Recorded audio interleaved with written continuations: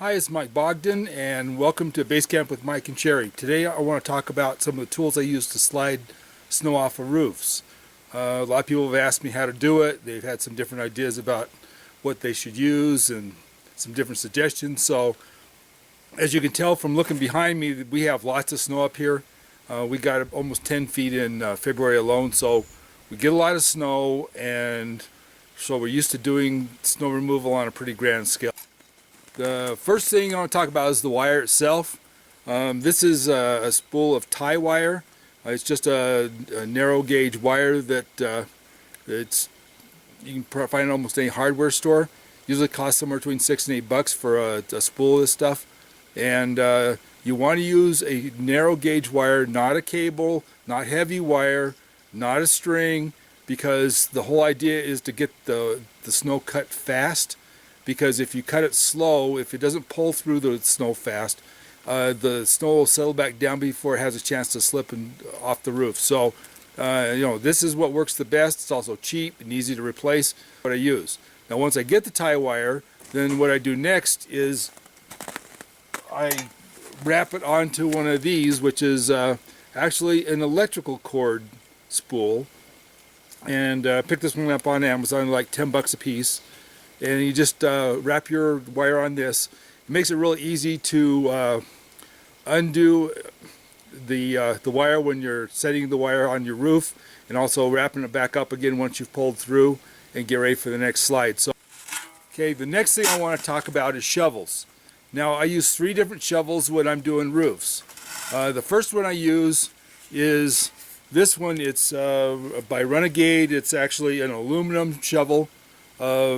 It's got a long handle, and the reason I use this one mostly is because when I go up onto the peak of a roof, I've got to cut the cornice and a place for me to stand on the roof. And this shovel is easy to work overhead with because there's not a lot of weight to it. And usually the snow on top of the peak is fairly powdery, so it's not real heavy. But you need a lightweight shovel to do the overhead work. And I found that this one works the best. But make sure you get one with a long handle. Don't get the little shorties, because they will not work good. Then the next one I have is its steel cousin. Same design as the coal shovel, same long handle, but this one's made of steel. And then once I get the shovel in, I'll melt some wax and actually coat the shovel with wax, which keeps the snow from sticking on the shovel during the wintertime. Still lasts longer than the aluminum, but even then, be careful, because they will break when you're cutting your snow in the blocks.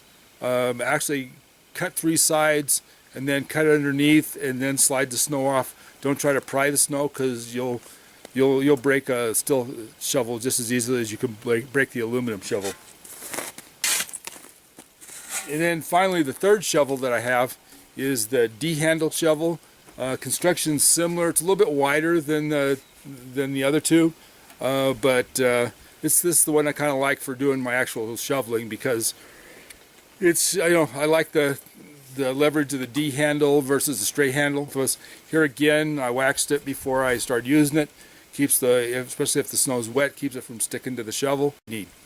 And also on the D shovel, make sure you get the long handle one and not the little short one, because if you're trying to push snow, you don't want to get too close to the cornice or the edge of the roof, and so you're going to want to use the longest shovel handle possible.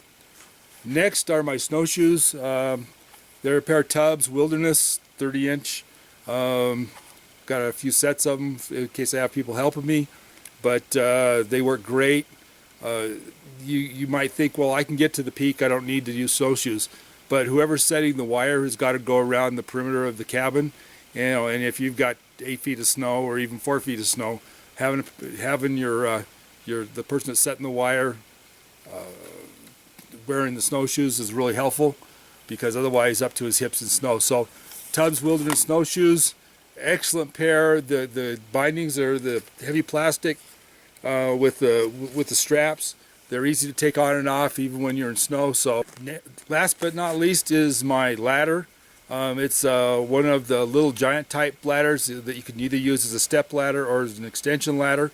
Usually we use it as an extension ladder during snow removal because we got to get up on the peak, so we need the full length. This one happens to go up to 23 feet.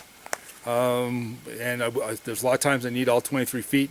The other thing about working this time of year is you can usually stick it in the snow so you don't have to worry about sliding out from underneath you. If you don't have deep snow to set it in, make sure you got somebody holding the ladder while you're going up and going down. But use the proper safety equipment and use the proper equipment. Your roof slides will go fairly fast and they'll be fairly efficient. So I hope this helps. And from the land of snow in Island Park, is Mike Bogden. Have a good day.